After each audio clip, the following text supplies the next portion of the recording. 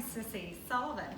Tracy Turner, and we're with the Sullivan Turner team at Maybon Real Estate. And actually we're here at 203 Arbor Terrace, which just went under contract this past week, and we're in the middle of the home inspection that the buyers are conducting, and we have the good fortune of having Garry Stevens, the home inspector, here to answer a couple of our questions and to talk about the home inspection process. So we're going to do that before we do the numbers. Welcome, Garry. Thank you. Thank you, Tracy. So if you were going to have any advice about the home inspection process, kind of more broadly thinking, what would you share with those buyers and sellers out there? With buyers and sellers. So if you are a buyer, I would say, don't live and die by the home inspection, but read it, take it all into consideration. We're not here to be the law. It's a qualified opinion is what we are. And we provide that, usually along with some suggestions and some recommendations as to what might or should be done about this or that. Most of the things that we find are small, inconsequential things as a result of, scratches and dings and everyday living in a house for a number of years.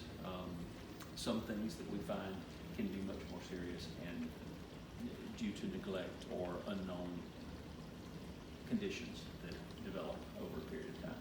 So I would say to a buyer, just take it all into consideration and hone in on those things that are important and the things that really matter. What's the self-help book? What really matters? Think about it in those terms.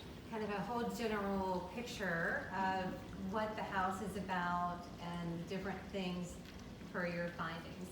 Right. So, and what advice would you give a seller? Do you think it's helpful to have a home inspection pre-listing? Usually it is, particularly if you have an older home. Mm-hmm. If you have a crawl space, that's always a thing because people don't go in there. You don't know what's going on down there. So it's helpful to get a qualified opinion, in front of this whole scenario, so you have some Right. idea of what may be going on down there. There are other things, a lot of times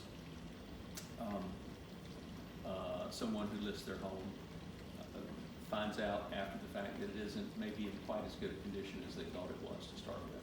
So it can be helpful to have some idea of what may happen.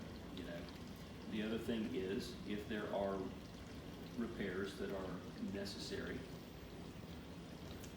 if you know about them up front, face it with a clear eye, and you can be in charge of fixing it on your schedule. Absolutely. Or come up with a strategy to deal with it, one or the other.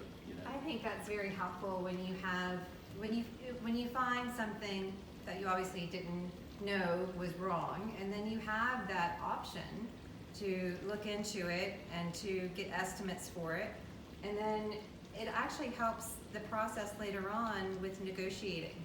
Right, contract to close can go much more smoothly if you have set your own expectations going into the process. Right. Right. Well, thank you for Thank you. joining us spontaneously for the weekly wrap-up, and we appreciate you being here, and we'll let you go back to your home inspection. I thank you all very much. Thank I'll you, do that. Garry. Thanks, Garry. So it's been another busy week. It's really been interesting because it was a little bit quieter, over the holidays and maybe the first 10 days of January, but we have been seeing, well, compared to how it's been this week. So this is the week ending January 22nd, and I would say if you looked at our appointment schedule, it really got booked up. Yeah, you can sneak by. It really got booked up this week, a lot with buyers, and I know it's been Yeah, and especially if you're, like we have been doing, we've been working with buyers at a price point that the properties don't last for more than an hour on the market. So you really have to be, on target and kind of jump and go Mhm. take a look at those properties to be able to get them into it before you get into that multiple offer situation. But most of the time, it still is a bit of a multiple offer situation. Yes, I actually did a FaceTime tour with a client last night on a home in Woodside, and I think they were expecting an offer. It had been on the market for 48 hours.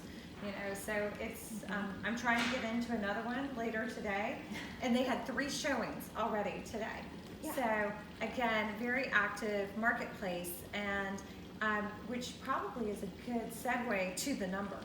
Yes. Are you all interested? Here's the journal. Let's go. New listings. Okay, new listings, 84 new listings this week per Aiken MLS. 66 of those are residential and 18 land listings, which some of those for our team, Yes.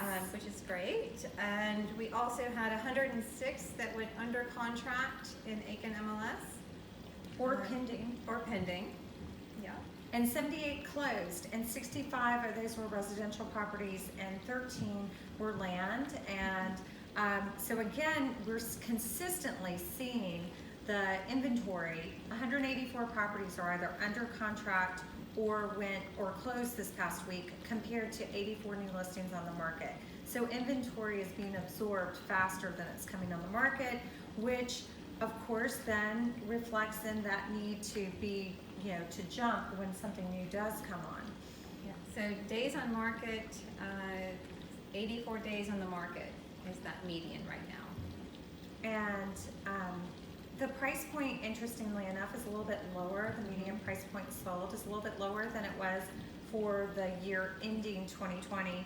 We're just under 200,000 at 199,900. So we had some new listings, and we're excited to be representing some beautiful land, kind of between Wire Road and Cooksbridge. It's called McCarty Meadows. This property is mostly in established grass, Sissy, and there's some fencing as well. And on one lot, we have actually combined 2 lots to make it 11 acres. And there is a nice barn structure there, so it's a great starter farm for someone. Oh, it's beautiful, and it's so close to town. So we'd be happy to meet you up there, really. If we're in the office, we can jump up there on Yeah. relatively short notice, afternoons preferred. We are going to be tomorrow at a beautiful property out on Wagner Road, and I just, it's for our Live or Later open house, and it's 3578 Wagner Road, and it has gorgeous camellia gardens. Wonderful camellias and azaleas. My understanding is that there's over 400 of each on the Wow. property. Now, it is a 30-acre property, and this is a sporting lake property, so there's lots of water. There's a really great creek on the back of the property, and there's a small creek along the front, and then there's 2 pond sites there, kind of tucked in the woods to the right of the house. So if you're looking for property with lots of great woods and water and creeks, and there's a couple acres that's cleared as well, then we would love for you to join us tomorrow. And it's going to be a special treat because we have Alexandria Edwards-Wilderson joining us, and she's a local interior designer, and she's going to give us some ideas for renovating and or working with what's there with the house. So it should be interesting. 2:30 p.m. tomorrow, live on Facebook. Hopefully we will not have technical difficulties, but you can always watch later on our IGTV channel, on Facebook, or on YouTube. So hopefully you'll join us. Thanks for joining for the weekly wrap-up. Thank you. Bye.